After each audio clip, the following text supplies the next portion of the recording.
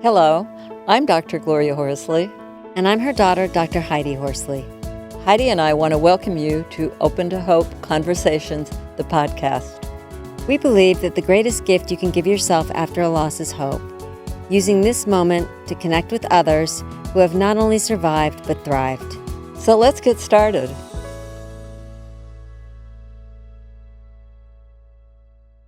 Welcome to the Open to Hope show. I'm your host, Dr. Gloria Horsley, with my daughter and co-host, Rebecca Bara. Hey, Rebecca, it's great to have you on the show today. It's great to be on, Mom. Good.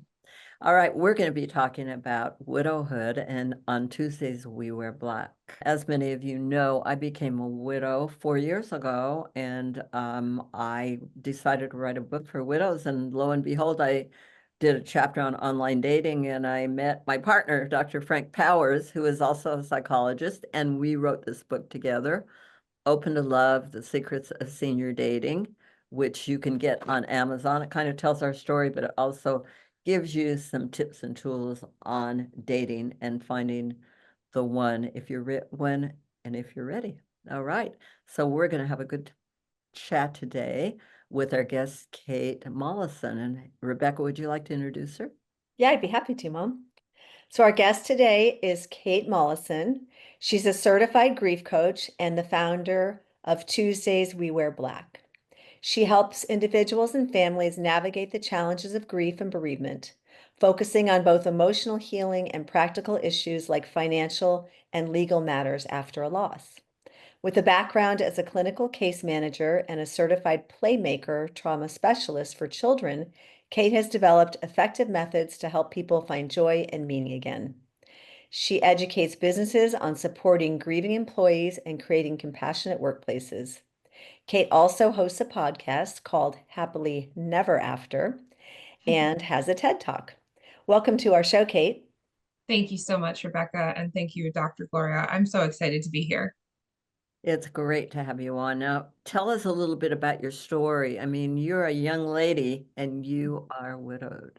I am, yeah. And much to my surprise, 4 years ago, just like yourself, we'd actually just had the anniversary of Craig's passing. So this past November, it was sudden and unexpected and due to medical negligence, unfortunately. And I was left with two small kids and a house I didn't own and two adult dependent parents. And it was my favorite way of phrasing it is like saying it's like being waterboarded with gasoline. You just have your whole world becomes ground zero. Everything burns to the ground when you lose your spouse. And so it took a while for me to find my footing, right? But then it was that no one's going to come save you philosophy. And I had to pull myself up by my bootstraps and go, okay, I've got kids and I've got people who need me. And then it was like, wow, this is really unnecessarily difficult. There's so much red tape in widowhood, and more so than for widowers, the male versus female perspective as I went through it. For example, tax implications. You have the qualifying widow tax implication that you have to file the first 2 years. Men don't have to do anything different when their spouse dies. They just file taxes like normal. But we have a different tax form, and we are 70% more likely to be audited, and we get upcharged in our CPA costs.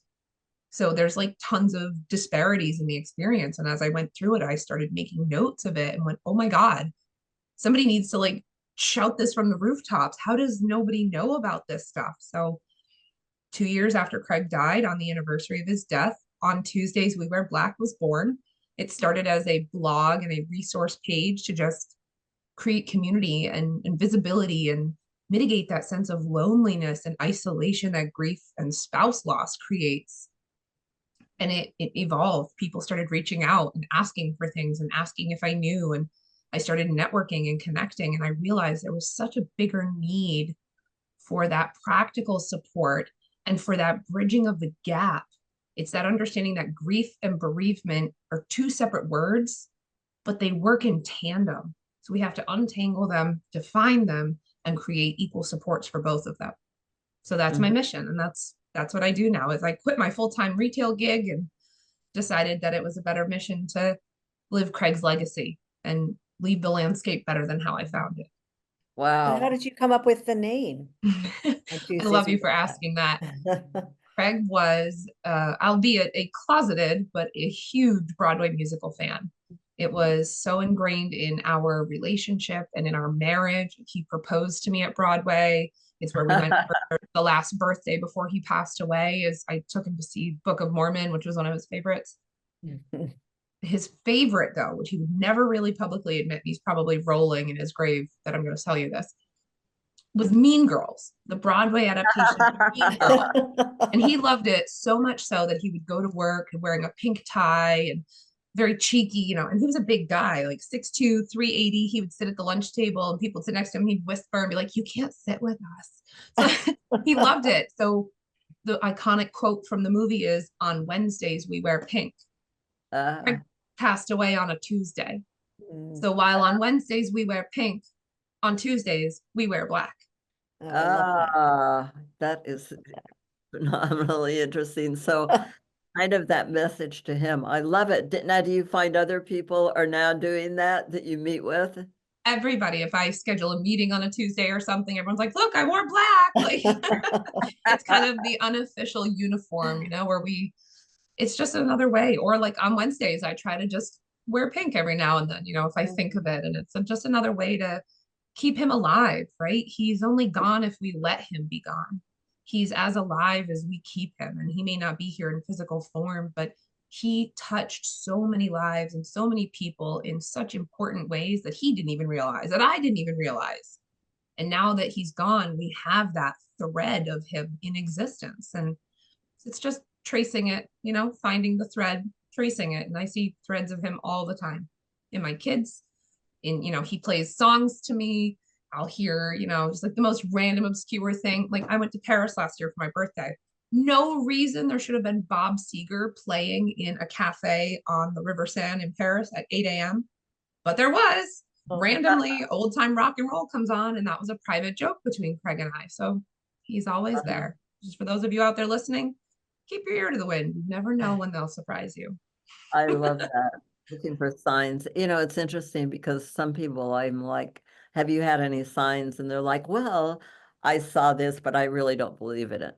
You know, and it's like, okay, if you don't want to believe in it, don't, but it's kind of fun and kind of interesting to. It also helps like reiterate that keeping them alive feeling. Because when I see those signs, I get that nostalgia. I get that butterfly, that tickle, that hair on the back of my neck. Because whether it's real or not, it gives me faith. It gives me hope. It gives me purpose. It gives me connectedness.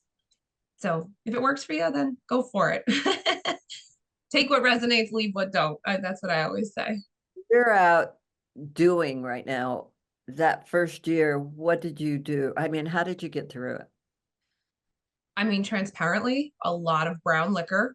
You know, and I don't ever advocate that. It's something I actually actively don't do now. But I needed to be numb to function. Craig was my soulmate. I met him online. He was 20 years my senior. There's no reason we should have crossed paths. And we did. And when we did, it was like the Big Bang. It just worked. And we were married almost 10 years. And it was just the rug pulled out from underneath us. Had he not died, we would still be happily married. No doubt in my mind. And I say that saying, I'm dating someone now. Like I know that in full confidence. So you are dating somebody now?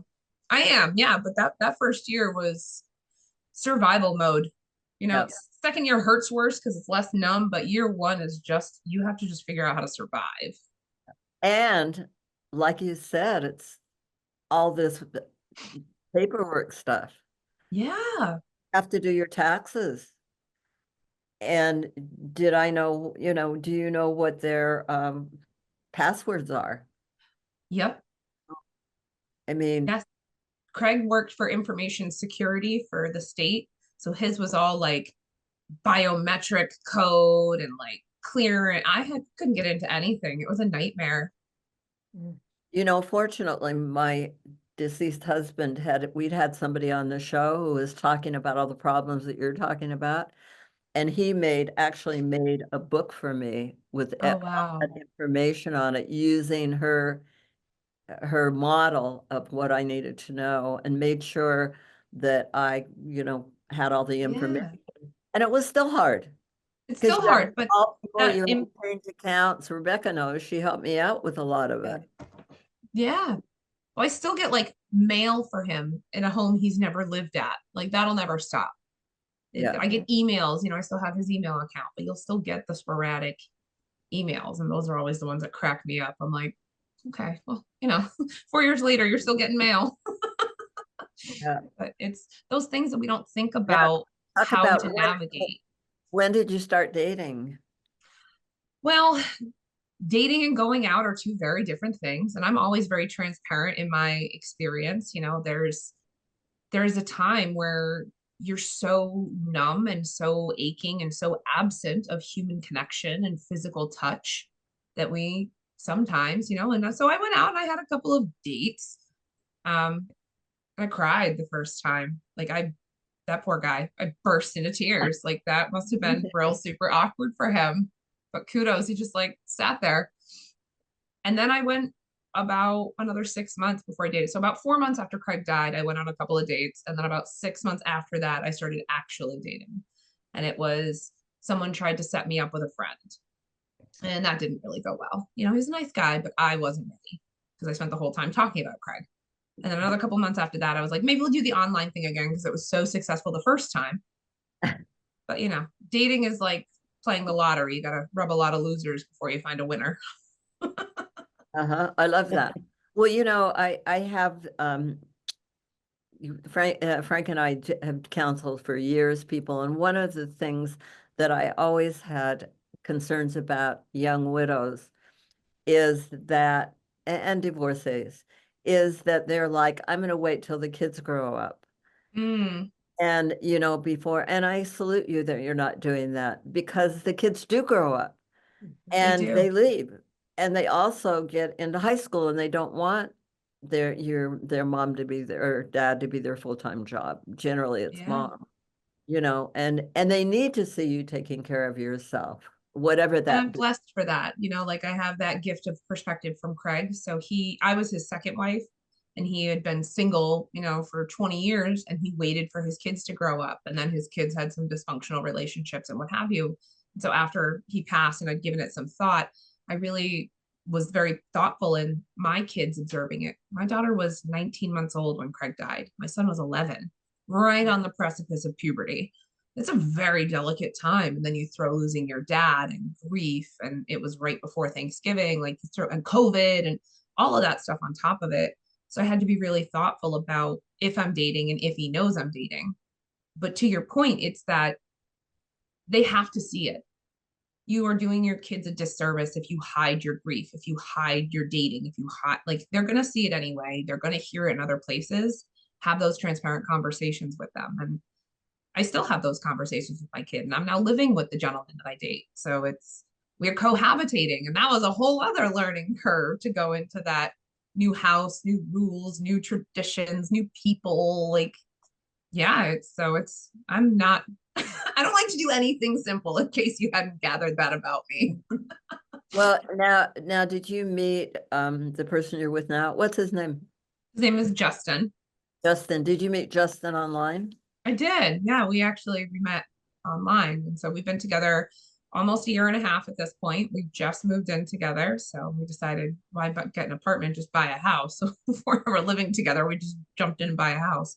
That's really, and I will say, as far as dating goes, that's really where it comes into place when you do start dating again. It's a fine line between what's respectful to my late husband's family and my kids' other grandparents, and what makes people uncomfortable on social media. Some people want to see it, some people don't. So it's like having to find your own fortitude to just do what makes you happy, right? You're not going to please everyone. There are going to be naysayers, whether you wait, whether you don't wait, whether you switch teams, because I've heard of people doing that. Like I have a girlfriend who did that. Whatever you do, just do it for you. That's it. Just do it for you. Don't date, but don't let other people talk you out of it. That's my best advice. Mm-hmm. And what about the way people treat Justin? They're great with him. They really are. I do have to say, he'll tell me sometimes, like if I'm not around, people kind of be like, "Ugh, that's a big shoes to fill," or like, "Oh boy, like, did you know what you were getting into?" Or Like, I think his sister actually was like, you better be nice to her. Like, but I honestly have to say it's not an easy position for him to be in, and he is navigating it flawlessly.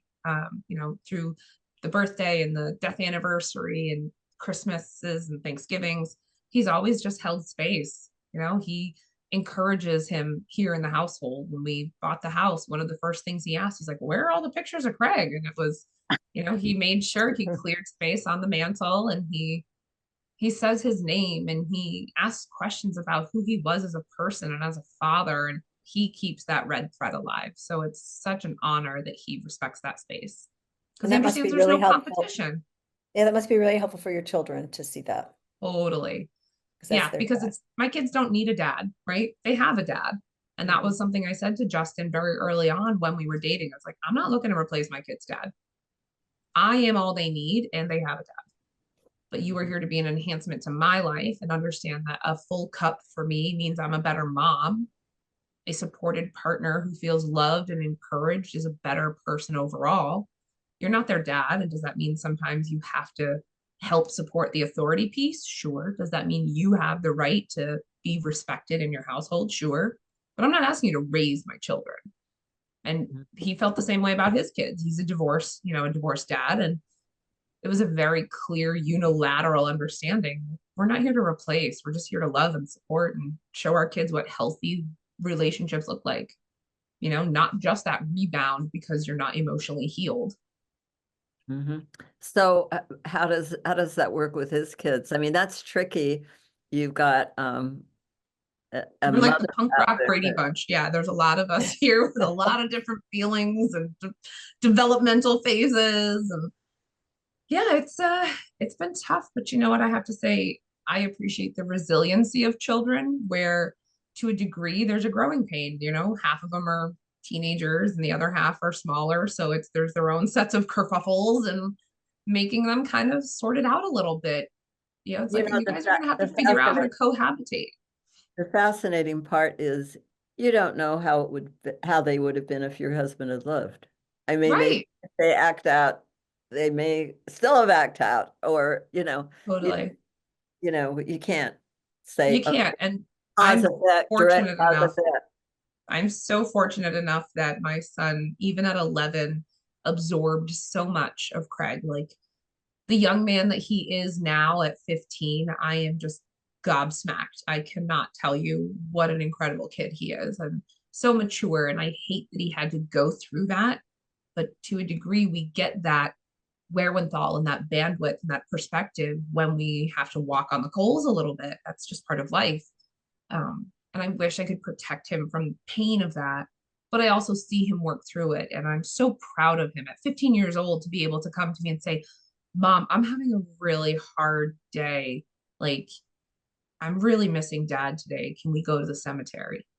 What? Uh, Like, holy moly, a 15-year-old boy? That's unheard of for the most part. So he has a really high EQ. And I love that about him. well, I think that's because you do. I Thank think you. one of the biggest things that you see is the kids are going to model their parents in many ways. Mm. Yes, yes, they do. Well, unless you're my daughter, and then she is Craig 100%. That is hard some days too, because I look at her and it is like spitting image. So, like, if there's ever a time where, like, I'm a little frustrated, it's hard to be mad at her because I see his face, and then that makes me like sad and nostalgic. But then also, she has his sense of humor. Like, she's 5.5, and this girl, she's hilarious, and she's him. The theatrics and the dramatic and the love of movies and song and dance and the whimsy of it all. So So tell she us is a little him. about your Happily Never After podcast and your TED Talk. Yeah, yeah. So Happily Never After is a podcast where I focus on moving forward after spouse loss. So it's those, how do we, the first season was all people who had been through similar experience, sharing their loss story and kind of co-commiserating. Season 2, as we're coming into it, it'll be debuting in February.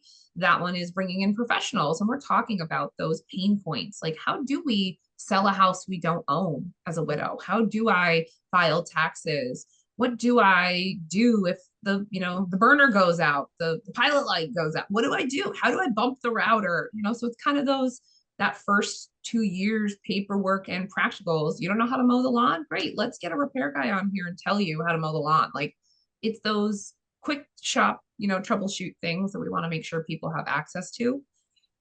So I'm really excited to be coming back for season 2 with that. TED Talk. So yeah, it was an incredible experience. What a roller coaster that was. I spoke on the connection between grief and bereavement in the workplace. So understanding how grief shows up in your body chemically, how it interrupts your capacity to function, your productivity, how that's usually treated punitively in the workplace, where it's more performance managed versus a seek to understand. How do we create better, more empathetic workplace environments, understanding grief? How do we extend the runway of bereavement to allow, because grief and bereavement are 2 different things? And how do we just understand that there's a global shift happening in how grief and bereavement are handled and are understood and are connected? And we have the opportunity to really get on the ground floor of that expansion. Post-COVID, the world is changing. We're prioritizing, employee health and wellness programs. Bereavement leave should be part of that. So it's gearing up for legislative work that I'll be doing. I'm starting advocacy to increase bereavement leave policies here in Connecticut and hopefully in other states from a workplace safety perspective, not from a punitive perspective. I always want to make sure people understand when I say legislative, people get scared. I'm no politician and I'm not here to force anyone to do anything, but having a minimum precedent that is human versus the 3-day national average we have would be kind, let's just be kind humans. We get 16 weeks for maternity leave. We get 3 days for bereavement leave. It blows my mind. So yeah, lots of stuff going on over here in Connecticut. For you. Well, tell people how they find you. Yeah, so I am on all of the socials. On Tuesdays We Wear Black, LinkedIn, Instagram, Facebook, or you can go directly to my website, www.otwwb.com. It's my brand abbreviated. So On Tuesdays We Wear Black, abbreviated, otwwb.com. All right. Well, thank you, Kate, for being on the show today. You're amazing. Thank you. Yes, Kate, so nice to hear all the things that you're doing in memory of your late husband, Craig, and continue to carry on. And thank you all for joining us on the show today. And Rebecca and I always want to remind you that if you've lost hope, please lean on ours until you find your own, and God bless. I'm Dr. Heidi Horsley. You have been listening to Open to Hope, the podcast. You can follow Open to Hope on Facebook, Instagram, and Twitter. To learn more, visit us at opentohope.com and go to Apple Podcasts to subscribe. I'm Dr. Gloria Horsley. Join us again next week for another Open to Hope conversation, where we invite you to lean on our hope until you find your own.